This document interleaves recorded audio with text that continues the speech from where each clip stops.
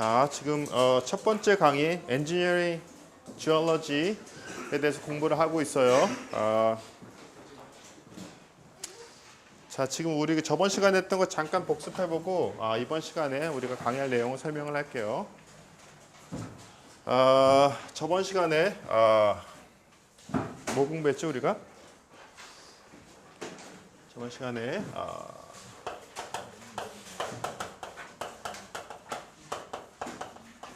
자, 암석, 암반을 이루는 기본 요소 유닛이 조합 강물이라고 그랬어요. 조합 강물이 여러 개가 합쳐져서 락을 만든다고 했는데 저번 시간에 조합 강물의 종류에 대해서 공부를 했어요. 그렇죠? 종류.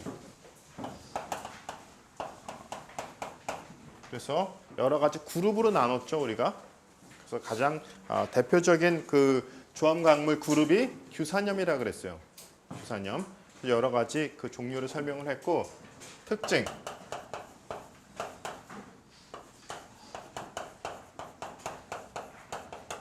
그리고 분류 방법에 대해서 설명을 했어요. 그래서 색깔, 광택, 강도, 조흔, 벽계 등등의 물리적 특성을 가지고 우리가 어떠한 조합 강물인지를 갖다가 우리가 추정할 수 있다고 설명을 했어요. 그래서 조합 강물에 대해서 설명을 했고 그 다음에 이제 암석에 대한 강의를 시작을 했어요. 그래서 암석의 종류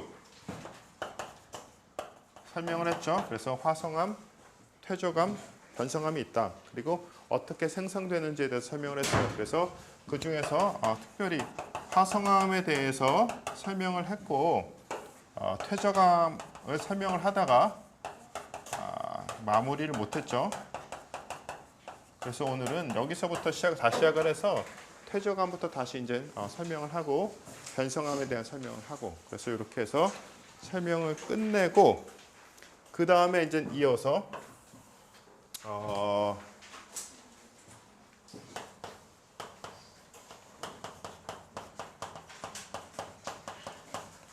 불연성면의 종류와 특징에 대해서 설명을 할 거예요. 이번 시간에 그걸 설명을 하고 이게 그리고 관련돼서 지질도란 무엇인지 그리고 구조에 대해서 설명을 하고 그 다음에 우리나라의 지질 특성 나라의 특성을 설명을 하면 이제 기본적인 엔지니어링 지올러지 설명이 끝나요. 그래서 가장 작은 유닛부터 시작해서 가장 큰 덩어리까지 설명을 해요. 그래서 암을 구성하는 가장 작은 유닛인 조합 강물부터 암석 그리고 불연성면하고 지질도가 나오면 이제 암석보다는 암반이야. 암반에 대한 설명을 하고 그 다음에 이제 우리나라가 어떠한 암석 암반으로 구성되어 있는지를 설명할 거예요. 그래서 이렇게 되면은 이제 기본적인 설명이 끝나고 요거에 플러스 대표적인 그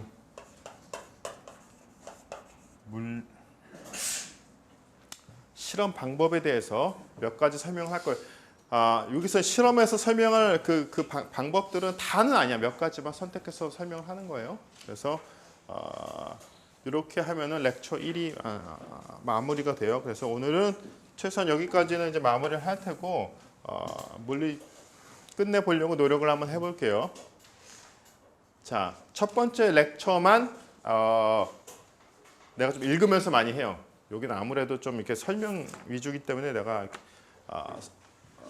문제를 푸는 게 아니라 역학적인 내용이 들어가 있는 것이 아니니까 내가 책 보고 읽는 거는 별로 안 좋아하는데 뭐 이 내용 특성상 어쩔 수 없이 책을 좀 많이 보고 읽을게요. 요거 끝나면 이제 바로 이제 역학적인 그 내용으로 들어가요. 요 챕터 2가 이제 지중 응력이야. 그때부터 응력과 변형률 그런 특성을 살펴볼 거예요. 자, 그래서 오늘은 퇴적암부터 강의를 할게요.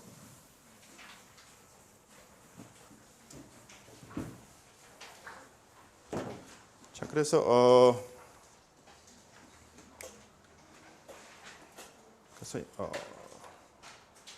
퇴적암인데 이 첫 번째 렉처 1은 강의 여기 내용보다 책의 내용이 더 좋아. 책의 내용은 내가 굳이 여기다 카피할 필요가 없어서 내 슬라이드를 안 만들었어요. 그래서 책을 좀 위주로 진도를 나갈게요. 퇴저감 저번에 설명을 했어요. 근데 좀 커버 안 한 부분도 있고 그래서 몇 가지 추가적인 설명을 하자면 요 내용을 내가 얘기를 안 했었죠. Cover about 75% of Earth's surface. 지구 표면에 있는 암의 75%는 퇴저감이야. 하지만 전체 지각 10km로 봤을 때는 퇴저감이 5%밖에 되지 않아요. 왜 그렇죠? 퇴저감이 만들어지는 것이 침식풍화에 의해서 암석 덩어리에서 조각들이 떨어져 나가고 그것들이 다시 압력을 받아서 석화되죠. 그러니까 침식풍화를 받으려면 표면 밖에 침식풍화를 받을 수가 없죠. 그래서 전체적으로 보면 5%지만 표면에는 가장 흔한 암석이 퇴저감이다라는 것을 알아두면 되겠고요. 그래서 생성되는 과정은 두 가지다 그랬어요. 그래서 고체가 압력에 의해서 만들어지는 경우가 첫 번째고 두 번째가 용액에서 화학적 침전물이 생성되고 그 침전물들이 석화돼서 만들어지는 그 두 가지 방법을 통해서 루트를 통해서 이제 퇴저감이 만들어져요. 가장 흔한 것은 첫 번째겠죠. 그냥 침식풍화에 의해서 쪼개져 나간 조각들이 압력에 의해서 석화가 되는 과정. 그것이 가장 대표적인 퇴저감 생성 프로세스다라는 설명을 저번에 했어요. 그래서 과정이 또 29페이지에 나와 있는데 쪼개진 다음에 석화되는 과정, 압력을 받고 그 조각들 사이에 존재하고 있던 강극수 물들이 빠져나가고 그 그 입자들 사이를 갖다가 세멘트 결합을 이루고 그것이 또 계속된 압력에 의해서 퇴저감이 된다. 그 과정을 석화라고 설명을 했었어요.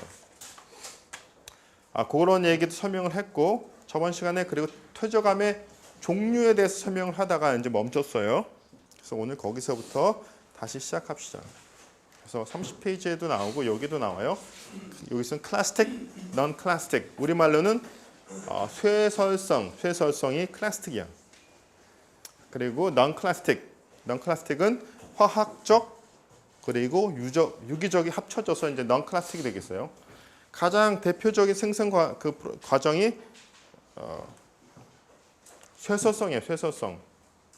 쇠설성의 정의가 퇴적되어 석화될 때까지 고체상으로 된 퇴적물이 결합되어 생성된 암이다. 고체가 압력에 의해서 만들어진 암을 모두 다 쇠설성이라고 해요. 그래서 우리가 알고 있는 퇴적암이 대부분 클라스틱 락이다. 근데 만든 과정에 대해서 우리가 또 이렇게 세분화하기도 해요.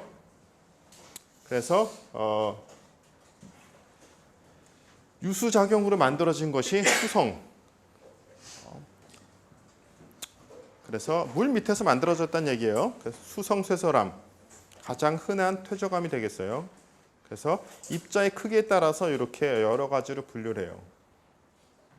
그래서 입자 크기가 2mm 이상이다 그러면은 여감 그리고 또는 강여감이라 부른다. 즉 이것은 자갈이에요. 자갈이 퇴적 작용을 통해서 암이 되면 이것을 여감 또는 강여감이라고 해요. 여감은 둥글둥글한 자갈을 말하는 거고 강여감은 모서리가 각진 그런 자갈을 강력이라고 해요. 강력. 그래서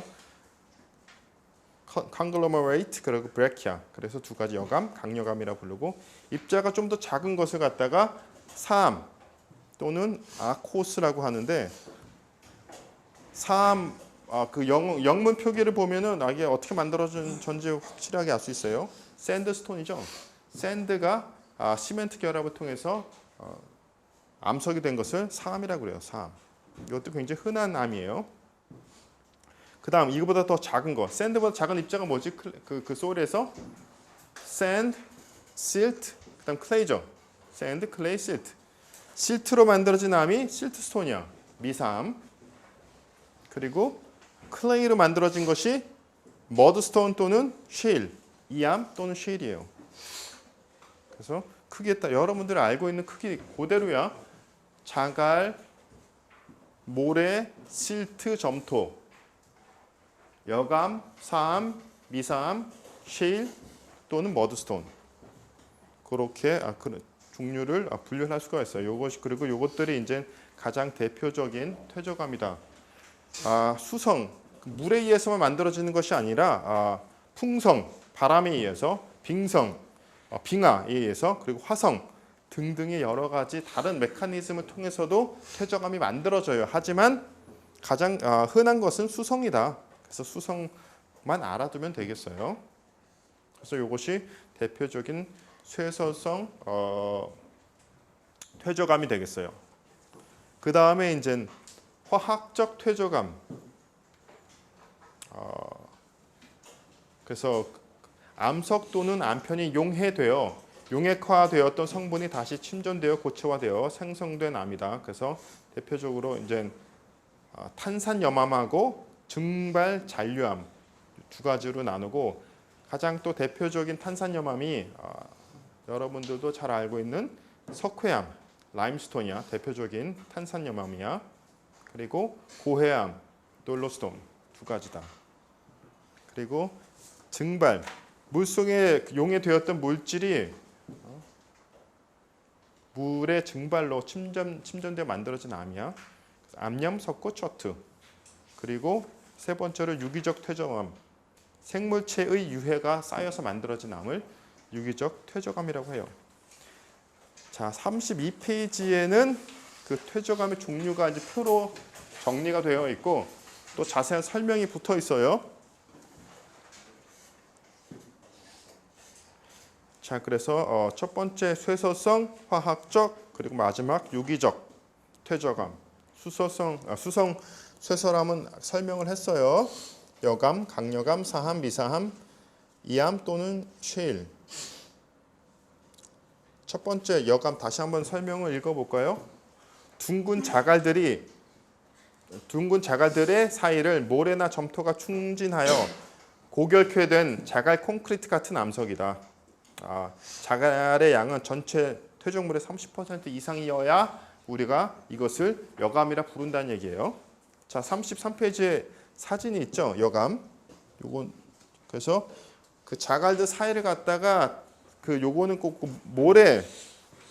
모래들이 채우고 있는 것을 볼 수가 있죠. 그래서 이것이 눌러져서 이제 고결화된 거예요. 강력압은 아까 얘기했듯이 모서리가 훨씬 더 각진 그런 자갈을 강력이라고 한다고 얘기를 했죠. 그리고 사암은 모래가 고결된 암석이고, 모래나 자갈, 점토가 소량 들어있을 수 있다. 사암이라고 해서 샌드로만 만들어질 수는 없어요. 여러 가지 그 흙이 섞여 있어 보통. 그래서 포함돼도 우리가 사암이라고 불러요. 그러니까 사암인데 모래가 많이 포함되어 있으면 사암이고 자갈이 많이 있으면 여감이 되는 거예요. 미사암, 실트를 주로 한 암석, 이암, 점토. 풍성, 화성, 빙설은 X표를 쳐주시면 되겠어요.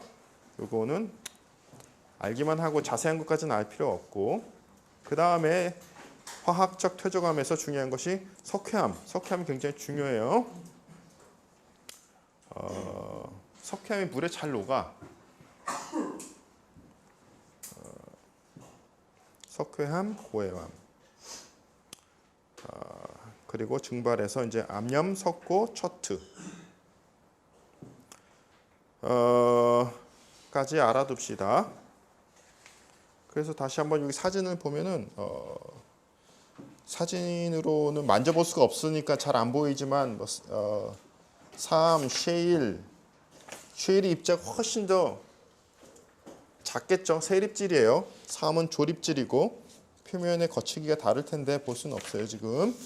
그 뒤에도 여러 가지 사진들이 나와 있어요. 그 사진들이 나와 있는데 여러분들 나중에 참고해서 한번 살펴보도록 합시다. 그 다음에 마지막 변성암. 자, 변성암은 뭐예요? 변성 작용이 높은 압력 또는 고온으로 인해서 입자의 크기나 광물 자체가 바뀌는 그런 작용을 변성작용이라고 하고, 이런 작용을 통해서 만들어진 암석을 변성암이라고 해요. 변성암은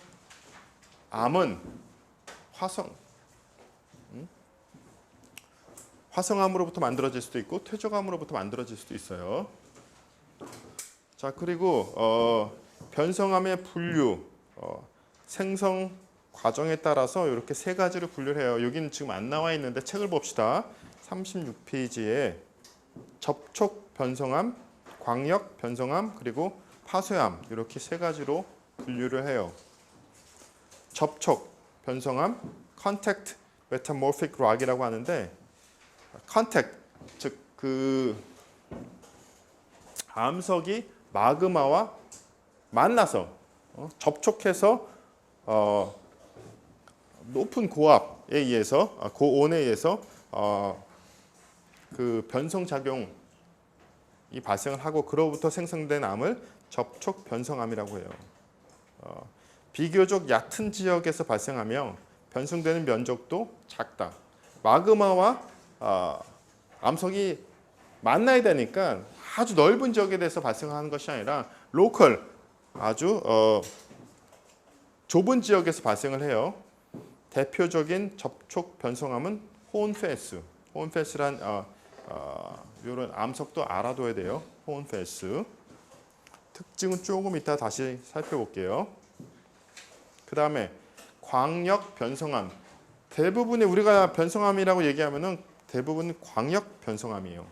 광역이라는 것이 영어로는 regional, region 하면 한 접촉 포인트가 아니라 한 지역을 말한단 말이야. 그래서 굉장히 넓은 지역에 걸쳐서 만들어진다는 것을 알 수가 있어요. 자, 광역 변성암은 주로 지하 깊은 곳에서 암석이 고온, 고압하에서 광범위한 범위의 변성작용을 하는 광역 변성작용으로 생성된 암을 말한다. 자, 광역 변성작용의 특징은 다음 두 가지라 그랬어요. 염리와 소성 변형. 이 중에서 특히 염리가 중요해요. 염리가 영어로는 foliation, 영어로도 알아둬야 돼요. foliation, 염리가 발달한다. 염리란 암의 평행 구조가 형성되는 것을 말한다는 것이요. 압력에 의해서 압력의 방향에 따라서 압력의 그 직각인 방향으로 평행 구조가 만들어져. 그것을 갖다가 염리라고 해요. 이건 미네랄의 특징이 아니라 압력에 의해서 만들어지는 거예요. 염리다. 폴리에이션이 존재한다. 굉장히 중요해요. 염리. 그리고 두 번째는 소성 변형에 의해서 암 속에 존재하는 입자들이 찌그러질 수 있다. 이것은 염리보다는 덜 흔해요. 하지만 염리가 더 중요하다. 소성 변형보다는. 자, 염리 밑에 좀 세부 설명이 나와 있어요. 염리의 크기와 모양에 따라 암의 종류가 결정된다. 편마, 편리, 천매, 그리고 전판 벽계, 이렇게 네 가지로 일단 분류가 됐어요. 편마는 영어로 nice. 편마 조직을 가지고 있는 암석을 우리가 편마암이라 그래요. nice라고 하고 편마 조직을 nice이라고 불러요. 그래서 뚜렷한 띠를 보이는 경우를 편마 조직이라고 해요. 그리고 편리는 쉬스토스라고 하는데 바늘 모양의 띠가 형성된 경우를 편리라고 해요. 그럼 편마와 편리가 어떻게 틀린가? 그림 2.7과 2.8을 한번 볼까요? 38페이지에 있어. 잘 안 보이죠? 편마가 좀 더 연속된 띠 모양, 또 평면적인 구조를 가지고 있는 것을 갖다가 편마라 그러고, 편리는 바늘 모양으로 설명이 돼 있어. 그쪽 그 띠가 연속되지 않고 바늘 모양이라는 것이 뭐 짧다는 얘기지. 짧게 부분별로 불연속적으로 이렇게 띠 모양을 가지고 있는 것은 편리라고 그래요. 그래서 딱 보고 요건 편리, 요건 편마라고 하기 힘들지만 하여튼 그런 차이가 있어요. 그래서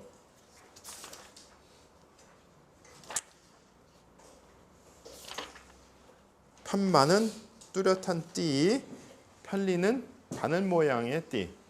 그래서 이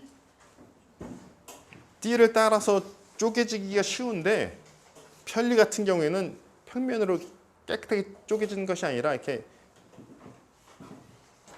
연속되지 않았기 때문에 이런 식으로 쪼개진단 말이에요. 편마는 훨씬 더 이렇게 스무드하게 잘 쪼개져요. 그래서 그런 차이를 가지고 있다. 그리고 천매 나 전판 몇 개는 평행한 얇은 판으로 쪼개지는 경우를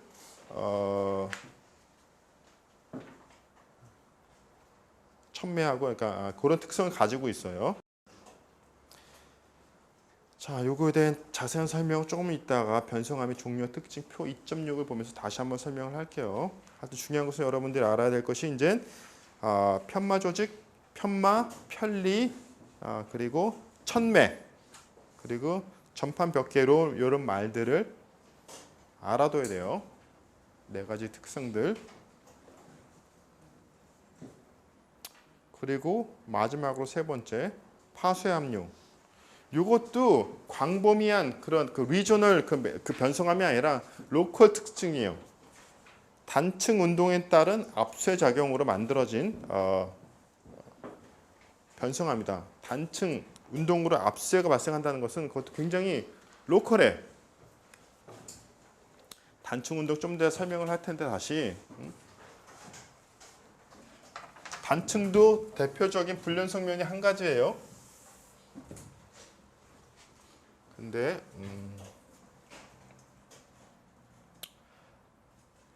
단층의 경우에 여기 조금 이따 설명을 해야겠다. 단층 운동을 하게 되면은 단층 때에 굉장히 큰 압력이 가해져. 그래서 우리가 텍토닉 포스라고 하는데 텍토닉 포스에 의해서 산도 만들어지고 지진도 나고 볼케이노도 발생하고 하는 거예요. 자, 지구를 갖다가 덮고 있는 이 지각판들이 고정되어 있는 게 떠다니는 것은 다 알고 있죠. 떠다니다가 부딪혀서 밀고 올라가면은 산이 되는 거고 떨어져 나가면은 습곡이 생기는 거고. 그리고 그래서 이 판들의 경계에서 굉장히 큰 힘들이 작용을 하고 있어요. 근데 암석들은 흙과는 달리 다 어떤 크기의 텍토닉 포스를 받고 있어요. 어떤 부분은 압축이고 어떤 부분은 인장이고 위치별로 틀리단 말이야. 이래 큰 텍토닉 포스에서 이 약한 면을 따라서 이 판들이 쪼개질 수가 있어요. 쪼개져. 그러면 그 면들을 우리가 단층대라고 부르는데 단층대는 무조건 굉장히 큰 압력을 받고 있단 말이야. 압력이 크기 때문에 움직임이 생긴 거잖아. 그래서 이 단층대 부분에서 이제 암석들이 이제 큰 압력 압쇄 작용을 통해서 이제 특징이 변하는데 이 부분의 암들이 큰 변형을 이 부분에서 큰 변형이 생겨서 이제 강성 강도가 크게 저하된 경우가 많아요. 그래서 그런 것들을 파쇄 압류라고 해요. 그래서 우리가 터널링 할 때 터널을 뚫을 때 파쇄암이 나오면 굉장히 큰 문제야. 그래서 보통 터널 붕괴가 발생을 하는 경우는 파쇄암이 앞에 존재하는 경우예요. 근데 파쇄암이 아주 넓은 지역에서 발생하는 것이 아니라 이렇게 터널을 뚫을 때 이렇게 부분 있어. 파쇄암류가 이런 식으로 나온단 말이야. 그런데 파쇄암이 있는 거 모르고 터널을 뚫다가 이게 막장이 무너져 내리는 거예요. 그래서 파쇄함이 이 산 전체가 파쇄함인 경우는 없어. 로컬라이즈드 특성이다. 그래서 파쇄함 이런 부분에서 이런 위치에서 암석이 굉장히 약하다. 그래서 이런 것도 이 위치에서 큰 압력을 받았고 그래서 특성이 좀 변화한다. 그래서 그런 것을 파쇄 압류라고 한다. 자, 그래서 이렇게 세 가지로 분류를 했어요. 접촉, 광역, 그리고 파쇄함. 접촉에서는 여러분들이 혼 페이스만 기억하면 되고, 그 다음에 광역 변성함에 대해서 조금 더 자세하게 살펴봅시다. 그래서 네 가지라 그랬어요. 나이스, 시스트, 필라이트, 천매암, 그리고 판암. 아까 천판 몇 개라 그랬는데 판이란 얘기야 이게. 슬레이티, 우리말로는 천판 몇 개. 그리고 그 슬레이트는 판암이라고 해요. 판암. 첫 번째 편마음부터 설명을 읽어봅시다. 입도가 큰 두 종류 이상의 광물들이 불완전하고 불규칙한 호층을 이루며 편마 구조를 보여주는 변성함이다. 자, 광역 변성함은 보통 그 조암 광물이나 구성 그 요소에 대한 설명은 없어요. 그래서 편마함은 화성암에서부터 만들어질 수도 있고 퇴적암으로부터 만들어질 수도 있다고 설명을 했어요. 중요한 것은 광물들이 불완전하고 불규칙한 호층을 이룬다 그랬어요. 여기 그러면은 39페이지에 편마함 사진들을 한번 볼까요? 나이스. 자, 일단 편마함이 굉장히 거칠고 입자가 거칠고 색깔 한번 볼까요? 밝은색, 어두운색, 밝은색, 어두운색 레이어링이 있는 것을 보이죠? 그래서 이 검정 어두운 색과 밝은 색의 입자가 서로 다른 것을 확인할 수가 있어요. 그래서 이렇게 번갈아 가서 하면 나타난다. 그런 특징을 가지고 있다. 그래서 입도가 큰 두 가지 광물이 압력을 받아가지고 만들어진 압력과 높은 온도를 받아서 생성된 것을 확인할 수가 있어요.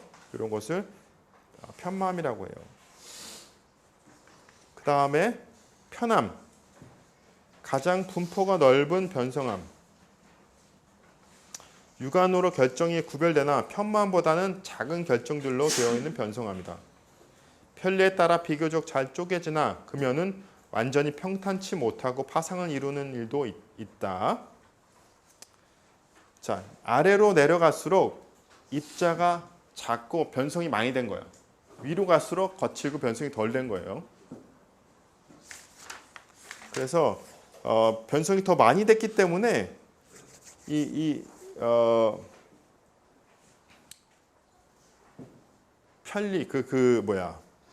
모양이 덜 잘 식별돼요. 더 많이 눌려 있기 때문에. 천매암은 변성 정도가 편암보다는 낮고 슬레이트보다는 높다.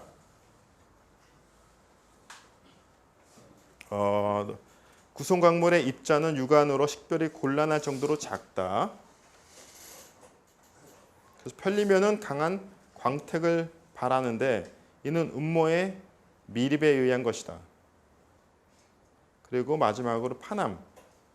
입도가 작은 변성함으로써 보통 육안으로 식별할 수 있는 광물이 발견되지 않는다. 입자가 작다. 보통 판암 여기에서 설명이 안 되어 있는데 쉐일 타입의 퇴적암으로 만들어진 경우가 많아요. 판암이.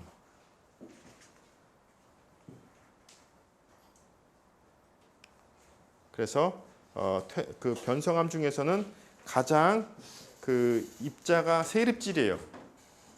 판암이 천매암, 편암, 편마암으로 갈수록 점점 입자가 커져.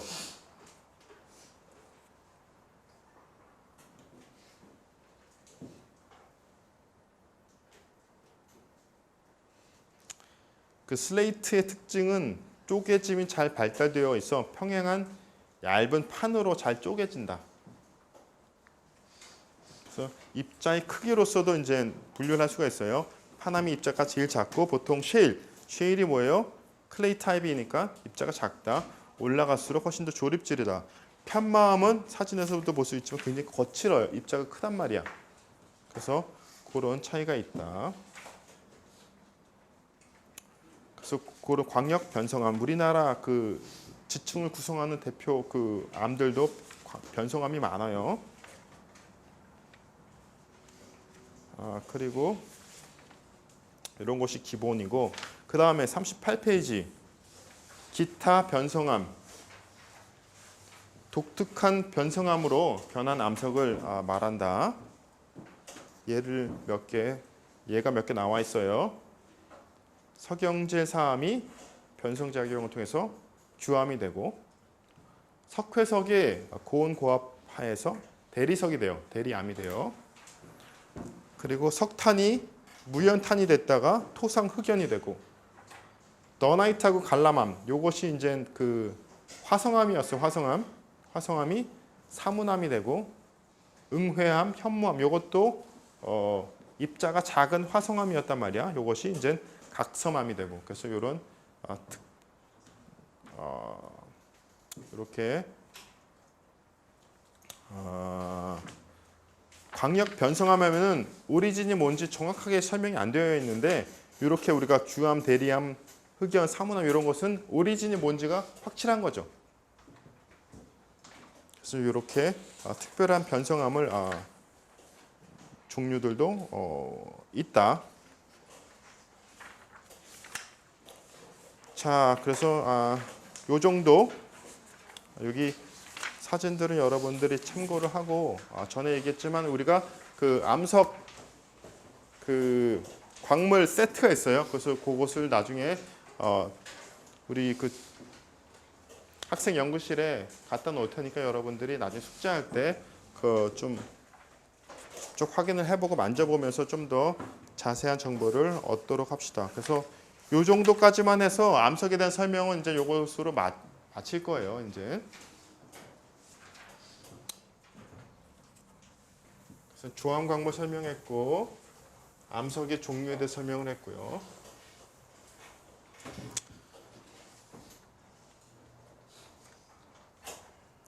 자, 그리고 지질도와 지질 구조. 지질도와 지질 구조에서 굉장히 중요한 것이 불륜 속면이야. 우리 안반 공학에서도 불륜 속면이 굉장히 중요하다 그랬어. 불륜 속면이 없으면은 안반은 너무너무 좋은 재료예요. 우리 사실 무슨 설계가 필요 없을 정도로 단단하고 강성 강도가 높기 때문에 최고의 건설 재료인데, 불륜 속면이 존재하기 때문에 문제가 복잡해져요. 그래서 이후에 이제 불륜 속면의 그 역학적 특징에 대해서, 강성 강도, 오리엔테이션 영향 등에 대해서 살펴볼 텐데, 오늘은 종류에 대해서만 설명을 할게요.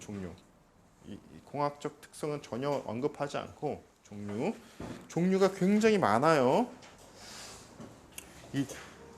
그리고 이 중에서 대부분은 벌써 내가 설명을 한 내용들이에요. 한번 하나씩 살펴봅시다. 균열, 안반이 분리된 틈. 균열이라고 얘기를 한다면 뭐 거의 대부분의 불륜 속면이 크게 균열로 분류할 수가 있겠죠. 좀 더 이제 그러면 좀 더 세분화해 봅시다. 전리 데피니션을 여러분들이 알아두는 게 좋아요. 균열을 따라 변화가 일어나지 않은 파쇄 형태라 그랬어요. 즉 균열이 쪼개짐이 존재하는데 이 쪼개짐을 따라서 변이가 발생하지 않았다, 움직임이 없었다 하면 전리야. 대부분의 암석이, 그래서 안반에 존재하는 불륜 속면은 전리예요. 전리가 가장 흔한 형태야. 자, 그 특징들이 설명이 되어 있죠. 가장 흔하게 나타난다.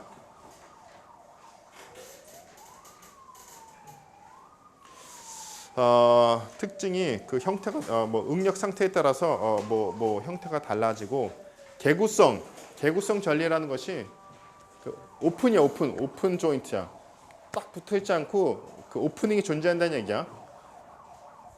그럼 개구성 전리일 경우 지하수 유동이 자유로워 풍화 변질을 가속 그 전리면이 훨씬 더 풍화되다. 웨더드라는 표현을 쓰는데 약하다는 얘기야. 약해질 수 있다. 전리면이 밀착될 경우 풍화나 변질이 균일하게 진행된다. 우리가 나중에 그 불연성면의 그 강성 강도를 정의할 때 이 오프닝의 크기를 가지고 평가를 하기도 해요. 오픈이 크면 클수록 강성 강도가 낮을 확률이 높은 거야. 전리는 하여튼 중요한 것은 변이가 일어나지 않은 파쇄 형태고 단층은 그 반대야. 균열에 따라 변이가 일어나는 형태. 그래서 전리와 단층이 그 차이가 무브먼트가 있었냐 없었냐야. 무브먼트가 있었으면은 단층이에요. 단층 때는 구조 운동으로 파쇄되었기 때문에 지하수 유동이 자유로우며 이로 인해 풍화가 가속 파쇄되고 포화되어 있을 경우 터널 굴착 시 문제가 된다. 아까 얘기했던 얘기죠. 활동면 밑에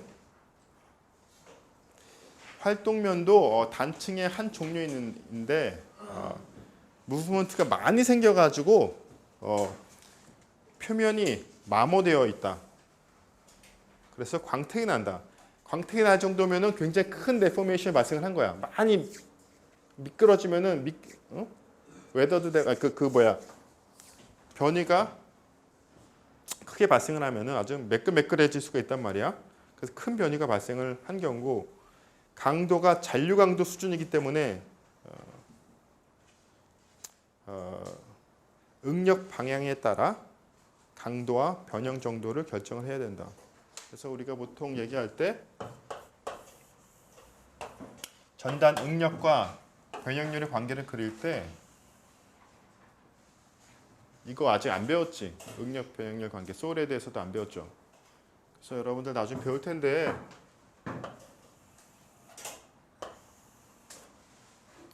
샌드 클레이에 대해서 다 틀린데 샌드 같은 경우에는 상대 밀도는 배웠지?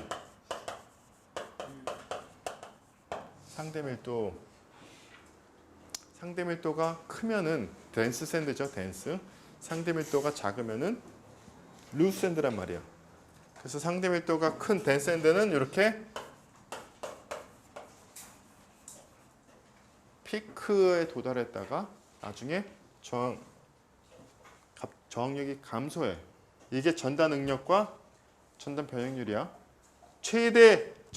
이 흙이 받을 수 있는 최대 전단 응력이 뭐야? 바로 이게 스트렝스예요. 이 경우에는 shear strength가 되겠죠. 최대 전단 강도, 최대 전단 응력이 전단 강도예요. 전단 강도가 굉장히 중요한 설계 파라미터야. 우리는 모든 집안 구조물 설계할 때 전단 강도가 필요해. 전단 강도가 필요 없는 설계는 없어요. 지방공학에서는. 전단 강도 굉장히 중요해.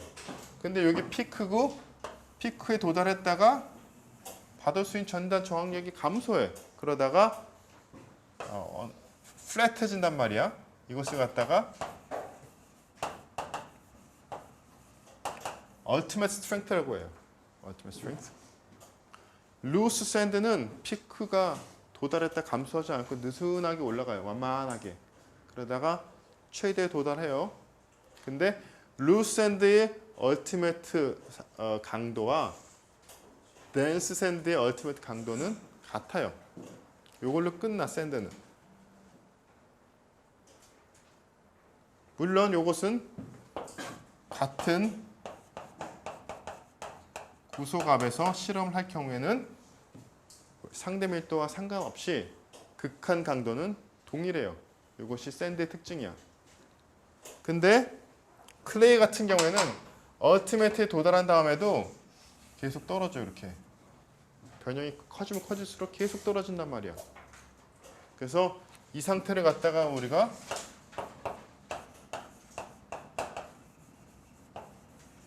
residual strength라고 해. 잔류 강도. 변형률이 커지면 커질수록 강도가 떨어진단 말이야. 그래서 사면 붕괴 같은 거를 다룰 때 어떤 거를 쓰는가에 따라서 저항력이 틀려져. 레지듀얼은 굉장히 작단 말이야, 저항력이. 피크는 커. 차이가 많이 난단 말이야. 레지듀얼 스트렝스를 쓰려면 굉장히 큰 변이가 발생을 해야 돼. 그래서 모든 경우에 레지듀얼 스트렝스를 쓰지는 않고 이전에 벌써 사면 붕괴가 발생한 지역 있죠. 벌써 많은 슬라이딩이 발생했을 거 아니야. 예를 들어 봅시다. 이렇게 슬라이딩이 됐어. 그래서 이 덩어리가 이만큼 움직였어. 그 다음에 또 퇴적되어서 이게 다시 사면이 만들어졌다고 합시다. 그럼 이면은 어때? 벌써 큰 변형을 경험했지. 여기에는 레지듀얼을 써야 된다는 얘기예요. 여기에 피크 쓰면 큰일 난다는 얘기예요.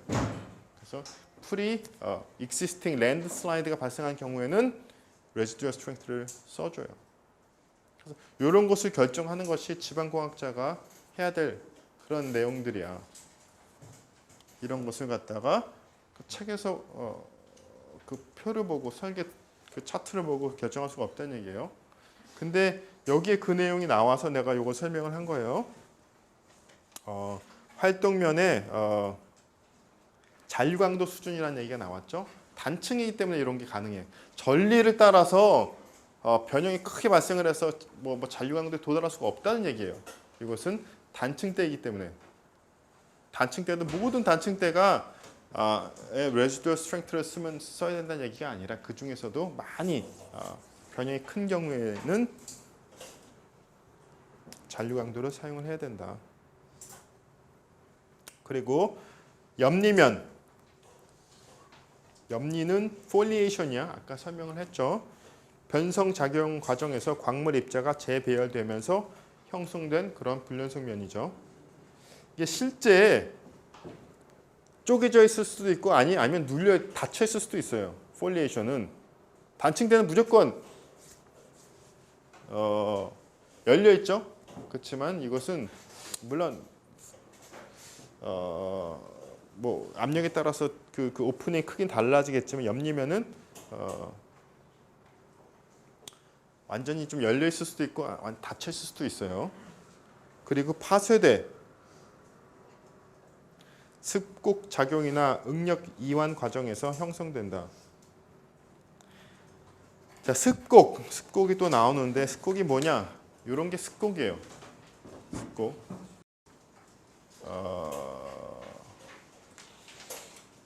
요것을 습곡에서 이렇게 언덕 쪽이 나오고 골짜기 모양도 나온단 말이야.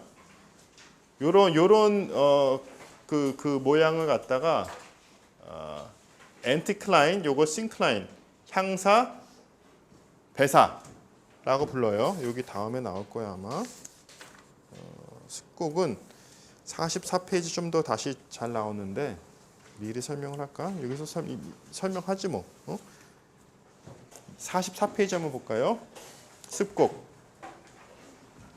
수평으로 퇴적된 지층이 횡압력을 받으면 암석이 물결처럼 굴곡된 단면을 보여주게 된다. 이를 습곡이라고 한다. fold, 영어는 fold야. 근데 암석이 완전 플랫한 경우 별로 없어요. 다 압력을 받기 때문에 습곡이 가장 흔한 형태야. 습곡이 특별한 게 아니라 아주 흔한 형태예요. 자, 습곡이 자 이렇게 봉우리를 만드는 이런 부분을 갖다가 배사라고 해요. 그리고 영어로 anticline. 이런 골짜기를 향사 또는 syncline. 배사는 습곡이 위로 향하여 구부러진 것, 향사는 아래쪽을 향하여 구부러진 것. 그래서 습곡 각부의 명칭. 자, 요게 축이야. 폴드 축이고, 요 부분 이렇게 습곡 축 부분에서 이렇게 흰 요 부분을 갖다가 날개라고 불러요. 이것은 영어로 림이라고 그래. 림. 날개. 습곡. 자, 습곡이 발생했다는 것은 여기에 어떻게 압력이 크게 작용한다는 거죠. 그렇죠? 압력이 크니까 암석이 휘었을 거 아니야. 그렇죠? 그러면은 압력이 크기 때문에 이 부근에서 파쇄대가 만들어질 가능성이 높단 말이야. 응? 단층대도 만들어지고 이게 쪼개지면서 움직이면 이게 단층대가 돼버리는 거예요. 그렇죠? 이게 쪼개졌어. 근데 계속 눌러. 그래서 움직였어. 그게 단층이야. 그렇죠? 아주 수평한 집안에서 단층대가 갑자기 만들어질 이유는 없죠. 그렇죠? 만들어지지 않겠죠. 그래서 이런 습곡대에서 파쇄대들이 단층대가 만들어지고 계속된 응력에 의해서 파쇄대가 만들어진다.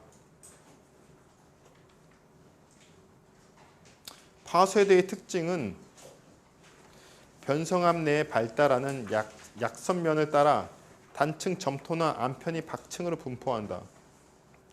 파쇄대가 그냥 갈라지기만 하면 좋은데 그 갈라진 틈을 갖다가 또 점토들이 채우는 경우가 있어. 흙이 채워. 또는 암편, 작은 암석 덩어리들이 채우는 경우가 있어요. 자, 그래서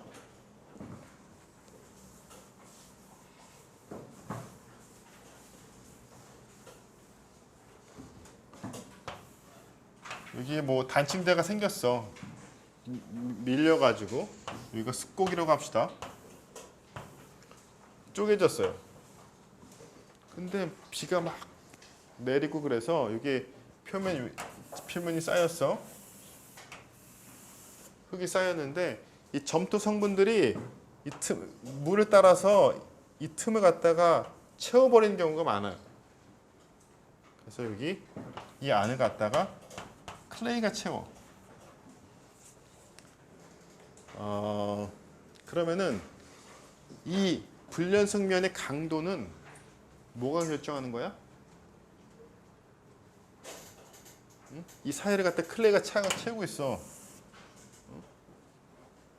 그러면은 이 강도는 클레이가 결정하겠죠. 얼마나 약하겠어 이게. 이거 우리는 암으로 설계를 했는데 알고 보니까 흙의 전달 강도야. 그러면 이 파쇄대에 클레이가 채우고 있다. 제일 위험하단 말이야. 굉장히 위험한 경우에. 이런 경우에 주로 붕괴가 발생을 해요. 터널. 근데 이게 막 몇 킬로미터 거쳐서 클레이로 채워져 있는 게 아니야. 가다가 얇은 면이 클레이로 채워져 있는 거야. 그럼 그 사이로 그냥 짜르르 무너지는 거예요. 그래서 이런 경우 굉장히 위험하다. 이런 경우나 큰 움직임에 의해서 아까 마모돼서 매끈매끈한 경우, 그런 경우가 제일 위험한 경우예요. 파쇄대. 그래서 우리가 터널 설계할 때 파쇄대가 어디 있는지를 갖다가 우리가 아이덴티파이를 해야 돼. 어느 위치, 이 정도의 파쇄대가 있다. 그럼 거기서 보강해주고 들어가는 거예요. 파쇄대가 존재하는지 모르고 터널 하면은 무조건 무너져요. 무조건. 그래서 우리가 여러 가지 요즘에는 이제 보호령을 다 할 수가 없으니까 뭐 전기 비저항, 뭐 탄성파 탐사 등을 통해서 비파괴 조사를 통해서 파쇄대를 찾으려고 노력을 하죠. 그리고 그 다음에 벽계, 클리비지. 요거는 아까 설명을 했어요. 벽계. 아까래. 저번 시간에 설명을 했죠. 그래서 압력에 따라서 쪼개지는 특성이 있다 그랬어요. 근데 습곡 작용이 발생할 때 그 방향으로 응력이 작용하면은 쪼개진다는 얘기예요. 벽계. 층리는 퇴적암의 접촉면이야. 퇴적암이 레이어 바이 레이어 쌓인다 그랬죠. 이렇게. 그렇죠? 퇴적암의 특징이 이거야. 순차적으로 이렇게 쌓여. 그래서 이 사이사이에 그 화석이 많이 나와. 쌓이고 생물들이 죽어. 그 다음에 또 침전물이 쌓여. 또 압력으로 이게 눌려요. 석화돼. 그래서 근데 이 경계와 경기 사이가 층리라고 얘기했죠. 이 베딩. 층리도 불연성면이 될 수가 있죠. 그리고 압쇠암. 압쇠암도 뭐 파쇄대랑 비슷해요.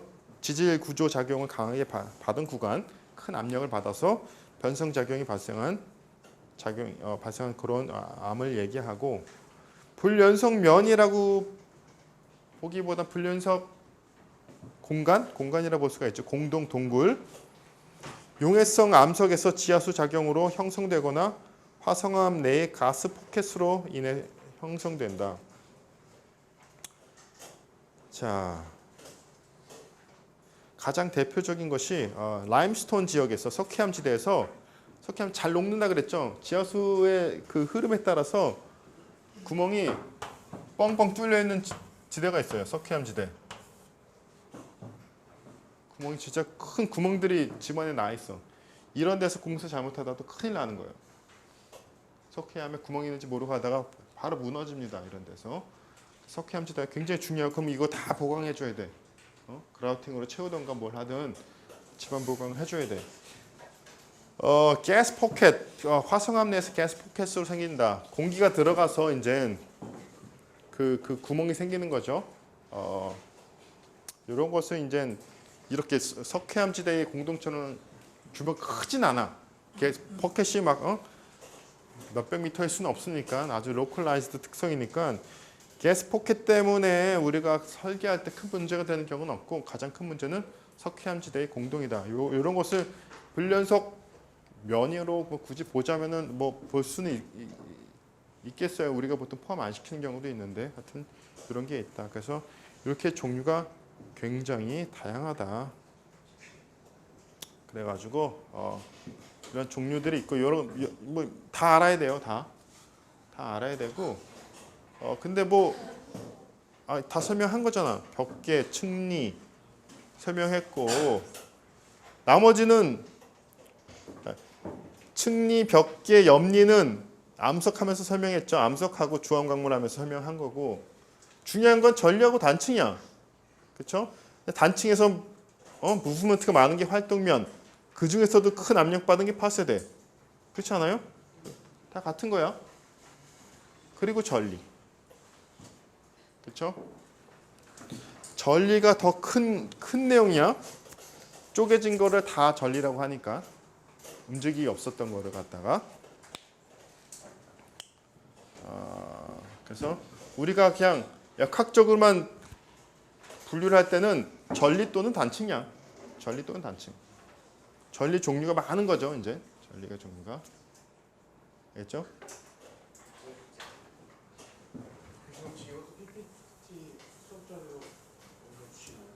이거? PPT 자료가 안 올라왔어? 이거? 이 자료 커뮤니티 안 올라와 있어? 무슨 얘기하는 거야 지금? 이거 지난번 거야. 깜짝 놀랐어. 왜 그래 너? 앞에 앉아서 왜 그래? 그거 올라가 있어. 놀랬잖아. 근데 여기 있는 내용이 다 여기 책에 있어요. 책에 있어서 여기 없어도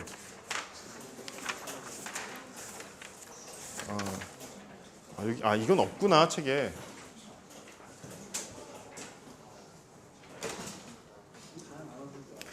안반 역학이 내가 유일하게 책을 아주 충실하게 따라가는 과목이야. 다른 과목들은 내가 강의 노트를 내가 만들어서 진행을 하는데, 안반 역학은 이 책이 정리가 잘 되어 있어서 잘 따라가고 있어요. 자, 알았죠? 내가 시험에서 뭐 활동면을 설명하시오, 파쇄대 설명하시오, 층리 뭐 하면은 여러분들이 다 설명할 수 있어야 돼요. 왜? 벌써 다 알고 있는 거 아니야? 내가 이 특징 이 정도 내가 지금 설명한 거 정도만 설명하면 되지. 이거랑 똑같이 외울 필요가 없어요. 응? 요거는 세부적인 설명이란 말이야. 그래서 definition은 또 틀리잖아. 그래서 그 정도. 근데 이것들을 모르면은 암석 안반에서 설계를 할 수가 없어. 왜냐면 지질 보고서 보면은 설명이 다 나와요. 뭐 층리가 잘 발달된 무슨 암석이다. 이렇게 안반이다 이렇게 딱 설명이 나온단 말이야. 그럼 그걸 가지고 여러분들이 기본적인 판단을 할 수 있어야 돼. 그래서 뭐 벽계, 층리, 옆리, 전리, 단층은 다 우리가 아주 그 안반에서 우리가 그 설계 시공을 할 때 꼭 사용하는 그런 표현들, 특징들이기 때문에 알아둬야 해요. 불연성면 했고 방향, 불연성면의 종류, 특징을 아는 것도 중요한데 어느 방향으로 불연성면이 지금 존재하는지가 굉장히 중요해. 그래서 방향을 갖다가 우리가 어떤 그 공학적 언어로서 표현을 해주는 것이 굉장히 중요해. 예를 한번 들어볼까요? 내가 여기서 지금 이런 안반 덩어리라고 합시다. 안반 덩어리야. 길을 뚫고 싶어. 어느 방향으로 뚫어야 될지 결정을 하고 싶어. 근데 지금 불연성면이 이 방향으로 나 있어요. 지금 이 방향으로. 지금 지질 조사를 하니까 이쪽 전리가 있다는 것을 내가 확인을 했어. 그러면은 내가 만약에 터널 그 도로 지금 굴착 방향이 이 방향이다. 이쪽으로 내 굴진해 나간다. 그러면은 굉장히 취약해. 굉장히 위험하단 말이야. 왜냐면은 이쪽으로 내 팠어. 그럼 이쪽으로 블록 슬라이딩 블록이 쫙 생길 수가 있단 말이야. 근데 내가 이쪽으로 지금 굴진해. 그러면은 슬라이딩 블록 발생할 가능성이 훨씬 더 줄어들어. 이쪽으로 하면은 더 줄어들겠지. 그래서 불연성면의 강성 강도만 중요한 것이 아니라 내가 어느 방향으로 시공을 하는지도 굉장히 중요하단 말이야. 터널도 마찬가지예요. 터널링 할 때 굉장히 안 좋은 방향이 있고 좋은 방향이 있어. 터널링 할 때 이쪽으로 굴진을 하는데 조인트가 이쪽 방향으로 나 있으면은 굉장히 위험해요. 왠지 알아요? 이렇게 굴착했지? 이렇게 굴착하는데 위에서 덩어리가 쪼개져 내려오기 때문에 굉장히 위험하단 말이야. 반대로 전리가 이렇게 나 있으면은 굴진할 때 큰 문제가 안 되는 경우가 많아요. 그래서 불연성면의 저항력, 강성 강도도 중요하지만 방향이 굉장히 중요하다. 그럼 우리가 이거 갖다가 공학적으로 우리가 이 정도면은 위험하다, 이 정도는 위험하지 않다 이런 것을 갖다가 결정하는 그런 공학적 판단 기준이 있어야 되는데 그러기 위해서는 하여튼 불연성면의 방향과 경사를 갖다가 잘 표현할 수 있어야 돼. 그래서 그 표현하는 방법이 추향과 경사예요. 그래서 그 내용들은 나중에 또 설명을 할게요. 그래서 그런 것들이 굉장히 중요하다. 추향과 경사, 스트라이크하고 딥, 스트라이크하고 딥. 이것이 굉장히 중요한 내용이에요. 그런 것들을 이제 설명을 할 거예요. 불연성면 쪽에서.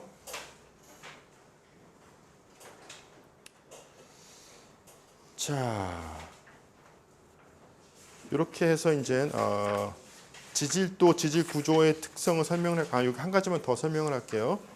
42페이지 한번 볼까요?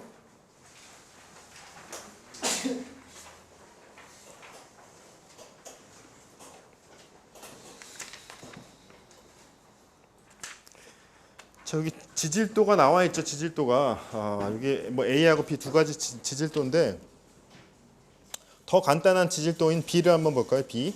여긴 지도야 지도. 여기 보니까 여러 가지 그 안반으로 구성된 것을 볼 수가 있어요. 표면에 나와 있는 안반이야. 근데 우리가 시공하거나 뭐 공사를 할 때 중요한 것이 단면도야. 단면도. 그래서 요 그림에서는 X하고 Y 방향으로 단면도를 그리고 싶어 내가. 그러면은 여기에 대한 단면도를 어떻게 그릴 것이냐. 자, XY에 대한 단면도가 요 밑에 나와 있죠. 그림이 단면도가 나와 있죠. 그럼 이걸 어떻게 그린 거냐. 이건 물론 우리가 그리진 않고 지질공학자들이, 지질학자들이 지질공학이라고 얘기하면 싫어하지. 지질학자들이 그린 건데 여기 보면은 여기 이렇게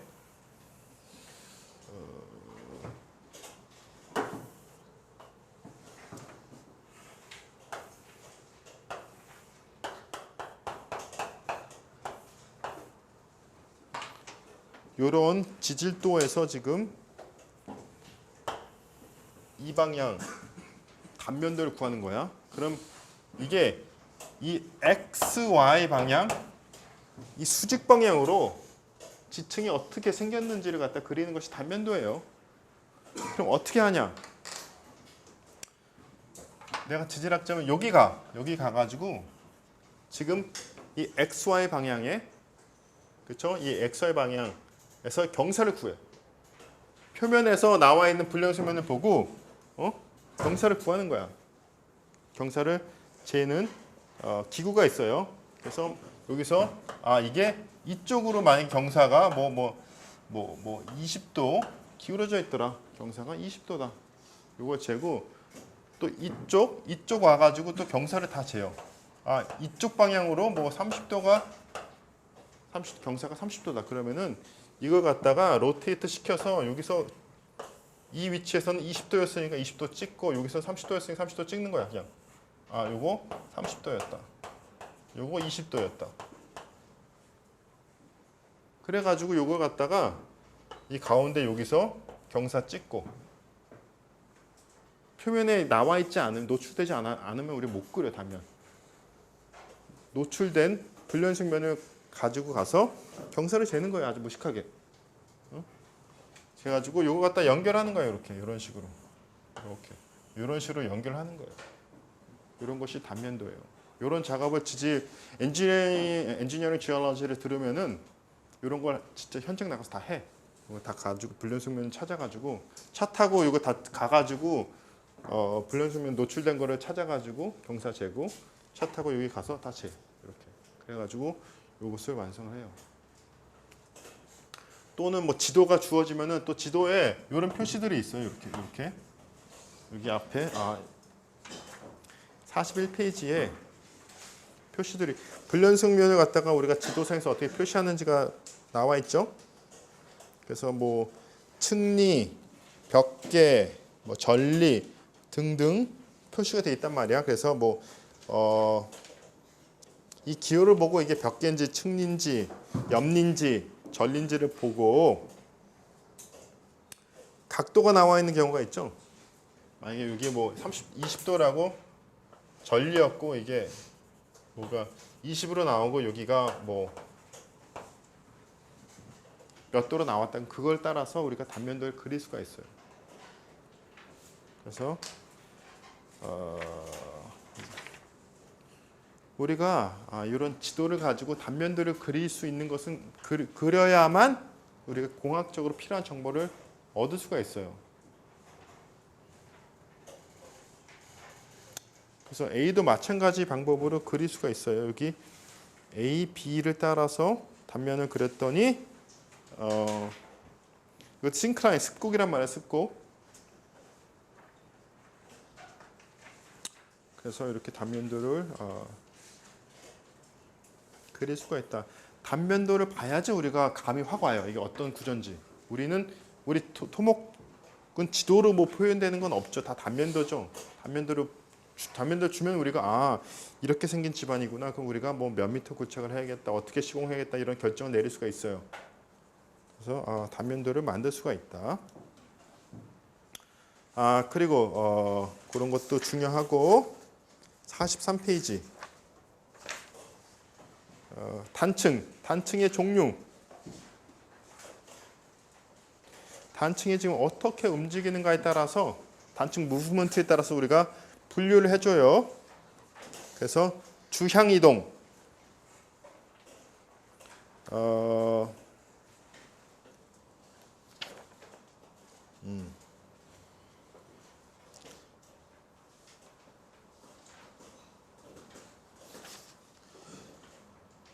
그리고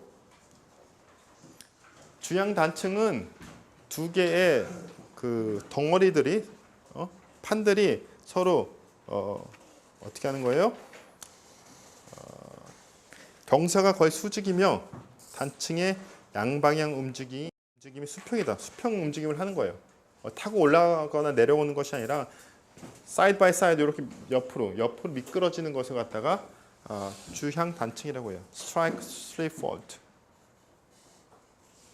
우리가 단층하면 무조건 보통 우리가 지진을 많이 생각을 하는데 그렇죠? 지진도 단층대에서 발생을 해요. 단층대에서 큰 지진이 발생을 해요. 주향 단층. 그리고 정단층, 역단층은 매스 중 한 덩어리는 위로 올라가거나 내려가는 경우가 그렇게 불러요. 정단층은 위에 있는 그 덩어리가 아래로 미끄러지는 경우예요. 역단층은 위에 있는 덩어리가 위로 타고 올라가는 경우. 그래서 정단층, 역단층. 그리고 사교 단층은 오블리크 슬립 폴트라고 해서 그 매스가 수직 방향으로 움직이는 것이 아니라 경사져서 사교 오블리크 방향으로 움직이는 경우를 갖다가 사교 단층이라고 하고, 트러스트는 이것도 역단층의 일종인데 그 경사가 굉장히 완만한 경우를 갖다가 우리가 트러스트 폴트라고 해요. 역단층은 거의 90도에 가깝다고 얘기했어요. 굉장히 경사가 급하고 트러스는 굉장히 완만해. 이것도 역단층의 한 타입이다. 그것이 단층의 종류고, 그래서 정단층, 역단층 또는 트러스트, 사교 단층에서 위쪽에 있는 안반 덩어리를 상반, 행잉월이라고 해요. 행잉월. 그리고 아래쪽 그 매스를 하반, 풋월이라는 표현을 써요.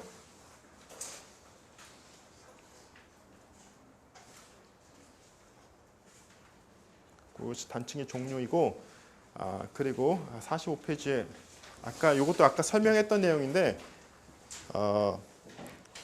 계속적인 마찰로서 흡사 거울처럼 반들반들하게 되면, 마모가 심하면 굉장히 위험하다고 얘기했죠. 그것을 갖다가 우리가 표현을 그 용어로 요런 면을 우리가 단층 활면이라는 용어를 써서 설명을 해요. 단층 활면. 요것도 영어로 알아둡시다. 슬릭 앤 사이드. 슬릭 앤 사이드라고 중요한 용어예요.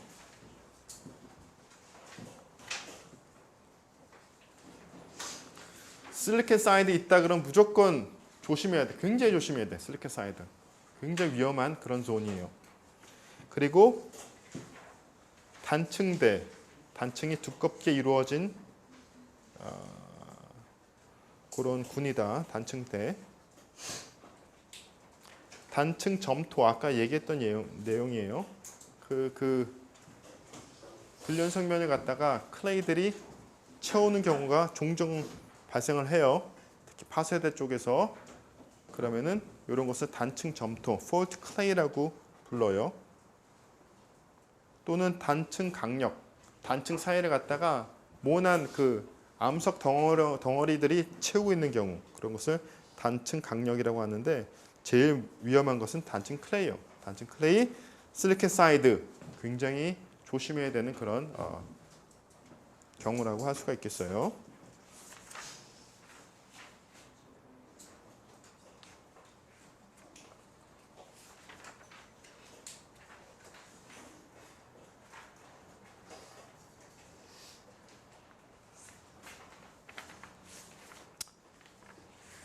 자, 여기까지 하면은 지질도를 설명을 했고, 한국 지질을 아직 설명도 못했네.